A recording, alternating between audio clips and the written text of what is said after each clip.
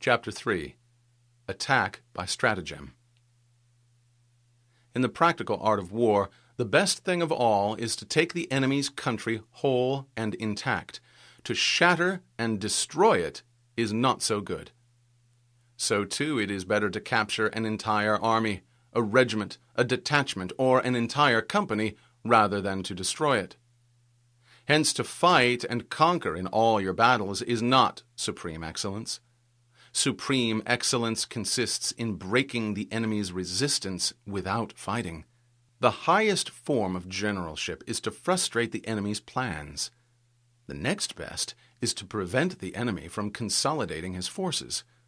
Third best is to attack the enemy's entire army in the field. And the worst policy of all is to besiege walled cities. Today we're looking at the third chapter in Art of War, which is Attack by Stratagem. And this is sort of a fresh, I think, take, even though it's an old ideal, that fresh take at least on Western views of victory and winning. It's nice if you can go out there and completely destroy everyone in your path physically. But sometimes that's not always an option. Sometimes it's smash and grab technique, so to speak. Go in there and just physically dominate someone. That's great if you can do that. But really, Sun Tzu feels like the best way to show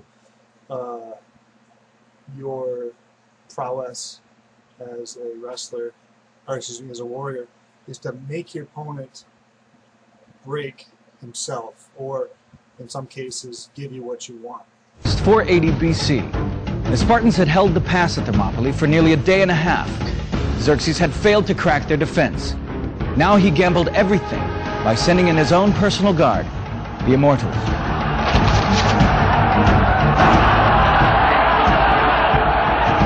They were a magnificent sight. They carried bows, spears, and short daggers. But rank after rank of the elite shock troops fell in the dust. The light armed Persians couldn't penetrate the Greek armor, but the Greeks could penetrate them at will. And also the Greeks were trained to fight at close quarters and to come to grips at close quarters. Nothing could shake the Spartans. So this works on a couple different levels, but primarily for a wrestler, it's going to work on the mat very well. If you can get your opponent, say, as far as like setups go, get your opponent's foot forward, get the step where you want them to go, you can take him down a lot easier.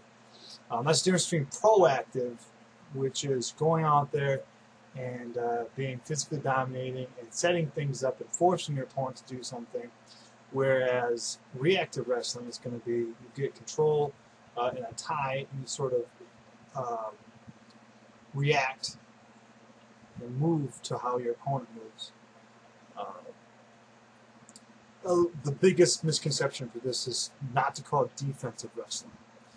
It's definitely not being defensive. You are not sitting and waiting. What you're doing is giving your opponent whatever he gives you, you use it to your advantage. And that's kind of something I want you to take away from that. Getting your opponent to give you what you want. And like I said, that shows to me a more superior wrestler. So, if there's any other questions, feel free to just drop me a line. And I'll see you next week.